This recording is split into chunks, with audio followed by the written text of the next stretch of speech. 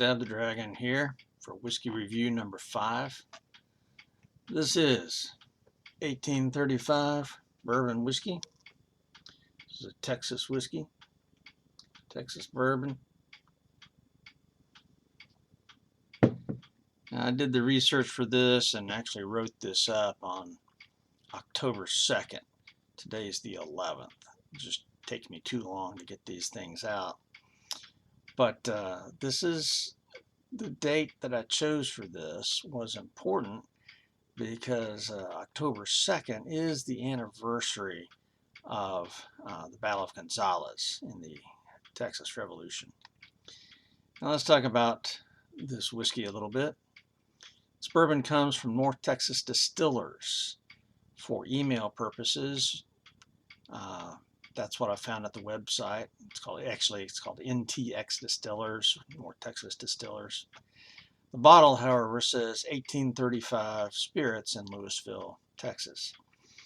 The whiskey, like the bottle label, is somewhat vague. It does say family owned since 2008 on the website, and then it proceeds to list 23 brands they have created underneath big words, Our Passion. But curiously, there are no names of owners, no name of a distiller manager, nothing of a distiller. Everything's vague. The website does have a form for emailing them, but there's no address to find the distillery or headquarters. There are no tours offered for their facilities. So is this really from Lewisville, or is this from Uncle Joe's still out in the woods? The bottle does have a breathtakingly honest statement. Distilled in Kentucky. But no sources given, which that part's not unusual. But that's all the bad news. Now for a little bit of good news. The name of this bourbon is 1835 bourbon. In Texas, that means something. On October 2nd, 1835 is the Battle of the Texas Revolution fought at Gonzales, Texas. So why this battle? In 1831, the settlers around Gonzales were facing some raids by Comanche Indians. So the Mexican authorities, Texas was a state of Mexico at the time, the authorities thought that they would give Gonzales a small cannon and help them to defend themselves. And so between 1831 and 1835, the government of Mexico was falling apart. Many states were starting to rebel and break away, and the Mexican army sent a detachment back to Gonzales to take their cannon, just in case. But they were met by some unruly Texians with a flag planted by the cannon which said, "Come and take it," in bold black letters above a picture of the cannon. The Mexican troops exchanged some gunfire with the Texians and then retreated, and the Texas Revolution had begun. So here's the deal about 1835 bourbon. It has a picture of a cannon. Notice the cannon underneath the 1835. It says in nice script on the label, "Come and take it." The bottle's clearly identifying with the Texians in the battle for Gonzales.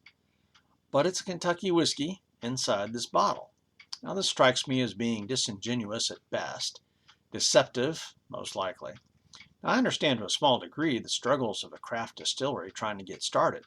They need some whiskey right away to create an income stream, but at some point, on either the bottle or the website, they need to tell their consumers something about what their plans are. Here, at the website, on the bottle, nothing. Nada. Zip. Nine. To add insult to injury, the phrase, "come and take it," that the Texians used, is also the translation of the Greek phrase, molon labe, uttered by King Leonidas when confronted by the Persians at the Pass of Thermopylae. Oh well. In my research for this whiskey, I found very few real reviews.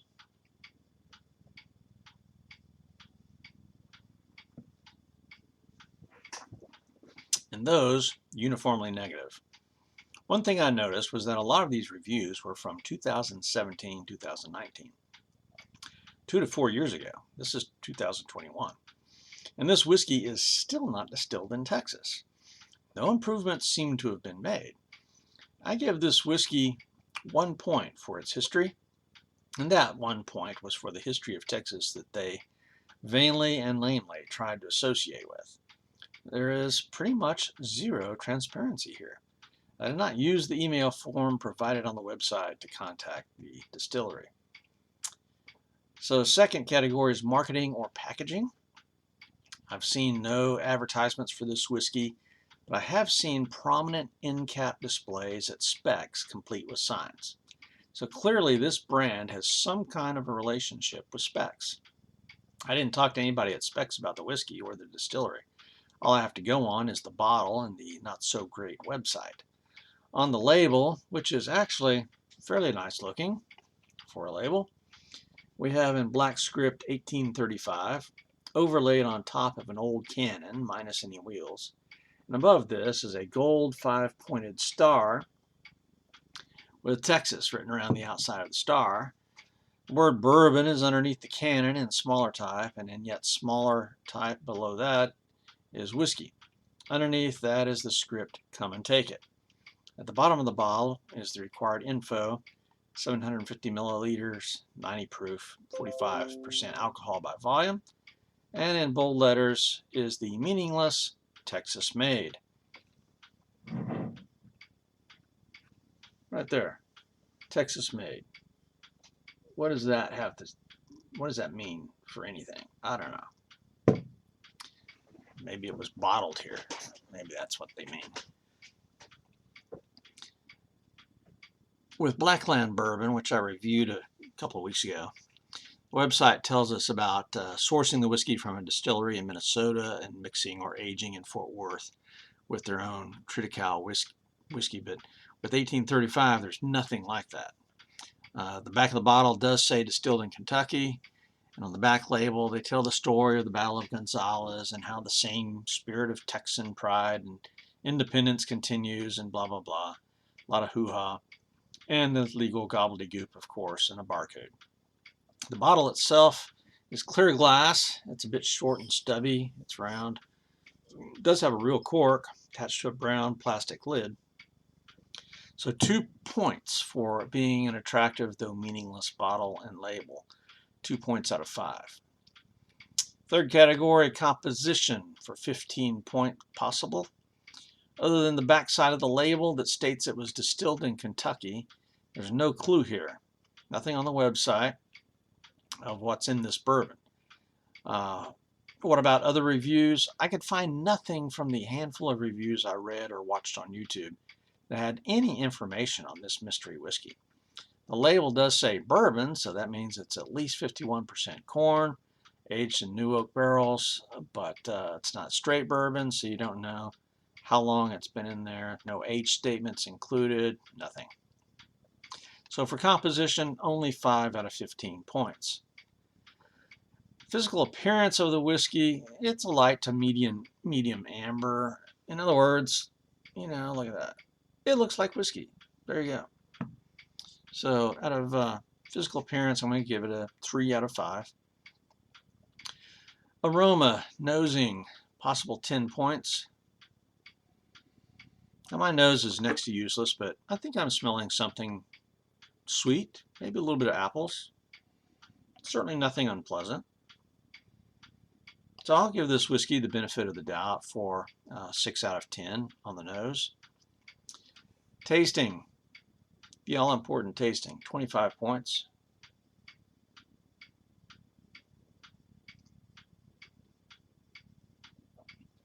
It's actually decent. There's some vague light sweetness up front. I think I'm getting a hint of apple, and then it fades into just a little bit of an ethanol burn at the end, but it's not terrible. For sure, it's even, I'm going to say pretty decent, but by the last third of the glass, I'm kind of wishing there was more to it. There's just not much there to commend it. It's not bad, and you can see that, I'm about 25% into this bottle.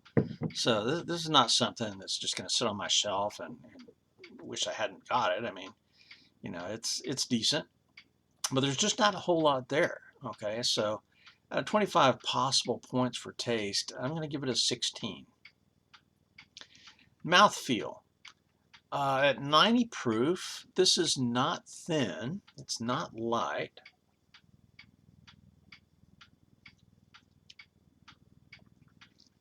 It's got a, decent mouthfeel, but I wouldn't call it thick, full-bodied, or creamy. I wouldn't call it rich. There's a little bit of a burn, but that's mainly from the ethanol.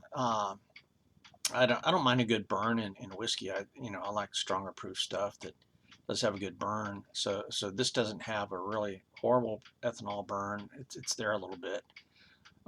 It's not it's not a rich burn at all. So out of mouthfeel, possible 15 points. I'm gonna give it. I think it's gonna be an 8.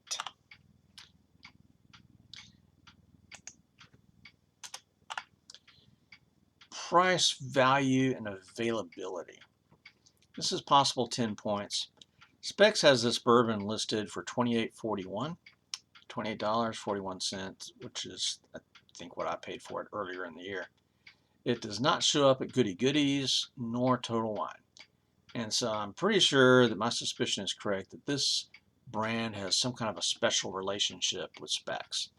Now, normally for a craft distillery, I wouldn't object to this kind of a price for a young, rough whiskey.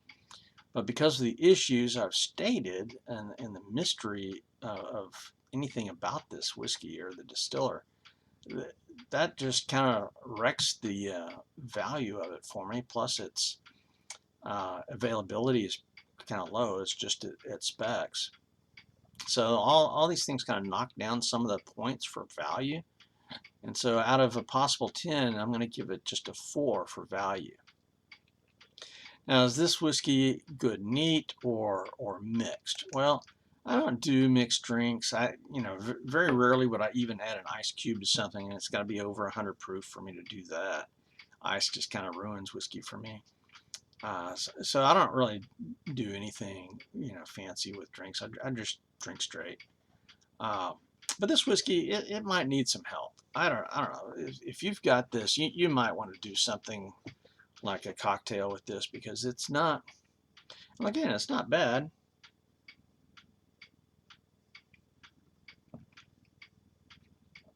It's decent, but it may just need a little bit of help. So I'm going to give it a 3 points. 3 points here. I'm kind of changing my scores as I go. I really want to be fair to this whiskey, and I'd scored it a little bit lower initially when I looked at this 2 weeks ago, but tonight it's actually doing better than it did when I first looked at this. Final category is bonus points. I've got 5 points available for a bonus. I consider that this whiskey is local to me. It's in Louisville. I live in Fort Worth, and they made an effort at tying themselves to some cool Texas history, which I'm a big fan of. But the lack of transparency, the lack of there being any kind of a link to a real distillery with real people, boy, that just kind of shoots it down for me. So out of 5 bonus points, I'm just going to give it 2. Total points. Here's the total score. It just comes up to a 50-point score. Now that sounds really bad, and this is going to be one of the lower ones that I have scored. But my letter grades tend to be a little bit higher than the number grades. So I'm going to give this whiskey a C- because it is drinkable. I mean, some of the reviews that I saw online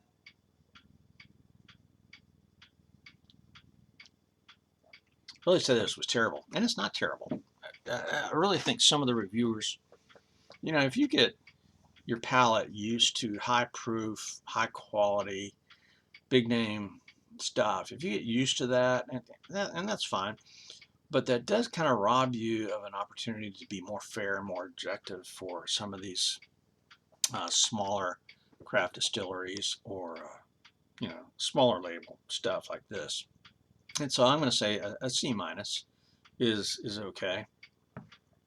Recommendation. Who do I recommend this to? Well, I'm not sure that I could really recommend the whiskey for anybody except possibly those like me who want to drink their way through the whiskeys of the Dallas-Fort Worth, North Texas area.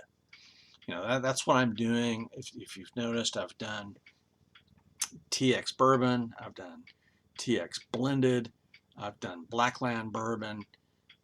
Those are all Fort Worth drinks. And now I'm doing this one from Louisville.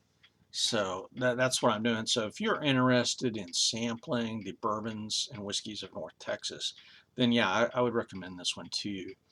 But other than that, it's just it's really just a little bit below average, maybe, and so I'm not sure I could recommend it to anybody else. So that, I guess, does it for 1835 bourbon whiskey. So Stab the Dragon is out.